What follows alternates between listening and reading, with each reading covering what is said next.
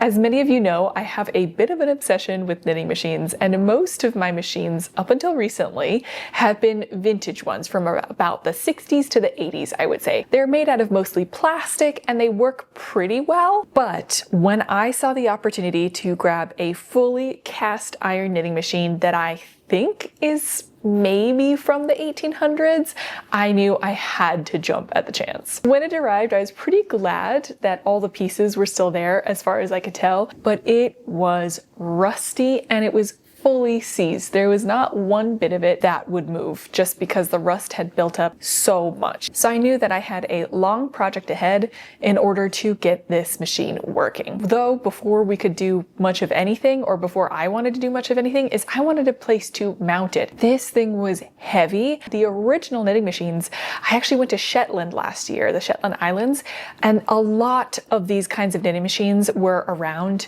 in the Shetlands, and I saw the original stands that they came with, and they were also cast iron stands to make sure that these machines wouldn't crash through any tables or topple any tables that they were attached to. I felt pretty lucky when I got some really much needed help in order to put together a steel frame to mount this knitting machine to. Once the stand was built and the knitting machine was securely attached, I felt comfortable enough trying to do a first round of cleaning and rust removal. I knew that it would probably be most useful to take some pieces off and some bits off, but I honestly couldn't even remove the carriage from the beds. It was just so stuck together and so rusted together. We did the best we could with the rust remover soft brushes, still metal brushes, but soft enough to hopefully not scratch it too badly. Some like forced air and stuff in order to remove that rust remover off of it, and then oiling it afterwards to try to preserve the rust-free surface and not have it rust again. We were pretty successful this first time in getting everything unstuck, and things were actually moving. Needles were moving up and down, the carriage was able to slide back and forth,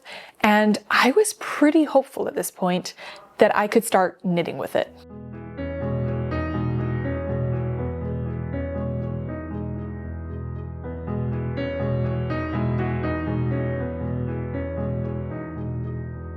I had been working on this in a garage that wasn't where I was going to be keeping the knitting machine.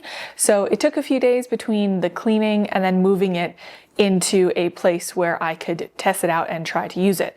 And I decided to see if I couldn't figure out how to get a few rows of knitting done, because I just wanted a proof of concept of how this machine worked. I don't have a manual for this machine, so I'm just going off of like whatever I know from the other knitting machines that I've used. I have to say, I had some very kind people that I met in the Shetland Islands who I reached out to, and it's just taken a while for us to get back and forth with each other, but I'm hoping that I can maybe schedule some more time with them in the future, because they actually own versions of this exact same knitting machine and are able to make production level knit sweaters on it, because that's from their grandmothers or great grandmothers who use them to make Fair Isle knit sweaters in the Shetlands. Isn't that so cool? I think that that is so cool. I did manage to get a few stitches knit, but there were two problems. After sitting for a few days after the initial cleaning, the machine had seized again. I used mystery magic oil, I think, which I've seen people use for cleaning knitting machines. I used a little bit of rust remover again, a little bit of oil, a little bit of silicone, anything that I could think of and I could research in order to remove the rust on the surfaces that was causing the carriage to gunk up one more time and get things moving more smoothly.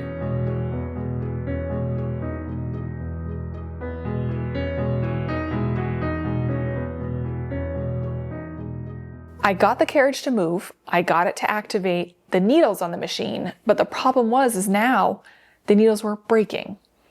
These needles are tiny, teeny, teeny, tiny, and they were not holding up to the usage of the machine. Granted, I might be doing some things wrong, which probably doesn't help if I'm bending things the incorrect way, but they were breaking and seizing and bending constantly. So I decided to stop at that point and not break any further needles, because I didn't know where or if I could even find any replacement needles. Thankfully though, I had some help, and after ordering a ton of sample needles from all over the place, new ones, vintage ones, antique ones, we finally found one that seems like most of the dimensions will work. They are a touch long, but that can be sawed off, so that is a future project, but I do think that we have legitimate replacement needles. I did put this in the machine bed before it was seized to just test and see if it would work, and they did slide through the channels of the carriage correctly. So I'm hopeful about these. They are vintage. It's really interesting. They're from Canada, from Quebec specifically, from an old underwear, like a vintage underwear machine factory, and they're brand new needles. So I thought that was kind of cool that those fit my machine. As I'm working on restoring this machine and figuring out how it works, I keep wishing I had an illustrated guide, which brings me to the sponsor of today's video, the book, The Ultimate Guide to Rebuilding Civilization. And it's honestly one of the most interesting books I flipped through in a while. The book is an illustrated encyclopedia that offers a journey through the most significant human adventures, and also an amazing gift for history lovers, storytellers, or anyone who appreciates a good coffee table book. And what I really love is that it includes these really detailed, almost engineering style, human hand-drawn illustrations on how things are made and how materials are worked, which feels really relevant when you're trying to bring a 100-year-old knitting machine back to life. There are also sections on clothing and fibers, and seeing the detailed illustrations that give an overview on cloth production and wool, linen, cotton is really fun. But this book covers many topics that range from very practical to really fun and entertaining. Like how to play Mancala. I've had a set forever, and now I finally know how to play. The book has over 400 pages just like this one, comprising of 180 topics over the span of 23 chapters, featuring high-quality matte art paper and a stunning laminated cover. And I highly recommend it to anyone looking for a unique gift or anyone who just wants to experience it for themselves. With my promo code KNITS10, you can receive 10% off of your own copy of the book. So head to the link in my description and you can start learning how to rebuild your own civilization. Thank you again so much to Hungry Minds for sponsoring today's video. This book is going to have a permanent place on my personal coffee table. I just love flipping through it. But now let's get back to figuring out how to make this antique knitting machine work. In trying to find the needles though, again, the machine sat around for a while because I didn't want to break more needles if I didn't need to. And when I started trying out the needles as they were coming in to see which ones would work, it made me realize we were rusting again. This time, however, I said, I feel like up until this point, I haven't really bit the bullet and decided to fully deconstruct this machine. I have seen other restorers work on equipment, and typically I would say the best practice is to fully disassemble the machine down to every last part. And that took a while.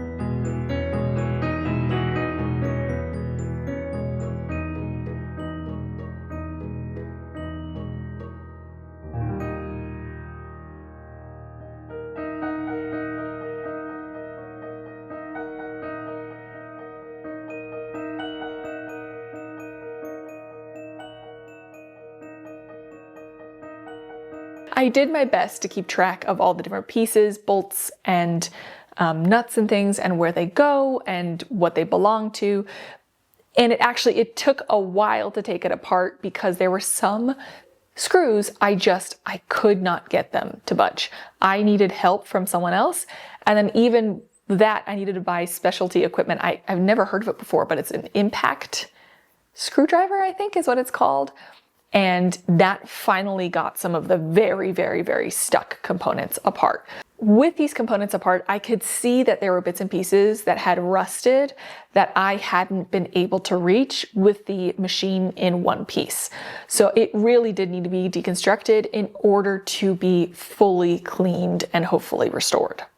With the pieces that I had all taken apart, I spent hours in the most detailed fashion that I could, cleaning and scrubbing the rust off of every last piece, removing the rust remover, using the metal bristle brushes on it, and then quickly oiling the bits once I got everything off in order to try and avoid the re-rusting of the metal. It rusted again. It's not a lot of rust, but what I notice is that the tolerances on this machine are tiny. And so even the littlest bit of rust on pieces that are supposed to slide smoothly against each other will cause it to seize and not move or function smoothly. And I am not trying to make this machine worse than it is. So we are not at a point where I am comfortable putting the machine together again.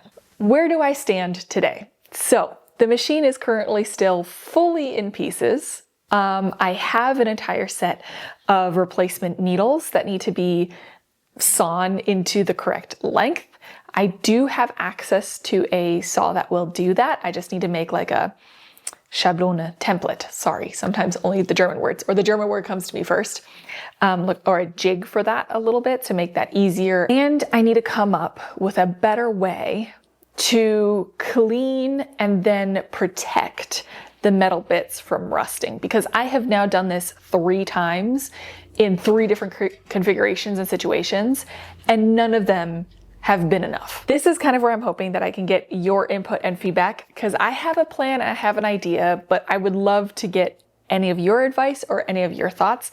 You know, I feel like generally, sometimes I bite off big projects and it's hard to chew, but eventually I can get there. Right now I'm feeling a little less confident, let's say. But the idea is that in order to thoroughly remove the rust from every last bit of nook and cranny, because I realized even with the pieces taken apart, I'm just not able to remove the rust exactly the way that I want to, so that might be the issue. I want to use electrolysis to remove the rust. I've seen that done on like old sewing machines. Never in person, just on YouTube, honestly. And then to preserve that rust-free, hopefully, state, I want to lightly zinc plate the pieces. Again, the tolerances are very tight, so I'm not trying to make the pieces much, much bigger, but I'm hoping that by zinc plating them, I can create a layer or some sort of surface that won't rust over time. I have the zinc in order to do the plating. I've just been a little too nervous, I guess, to move forward with it. So that's why I've decided to give you an update of how far I've come, what I have worked on, and where we are now. Where we are now is that I have a giant stand in my old living room with just small bits and pieces, just the small anchor points of the old knitting machine, clips rusted that need to be redone, the bolts kind of in position, the plates of the machine beds kind of on my sink, and no real confidence in what is the right path forward. So please let me know. What do you think? Do you think that electrolysis, is that the right word for it even? Am I even saying the right thing? Oh my goodness. I hope I am.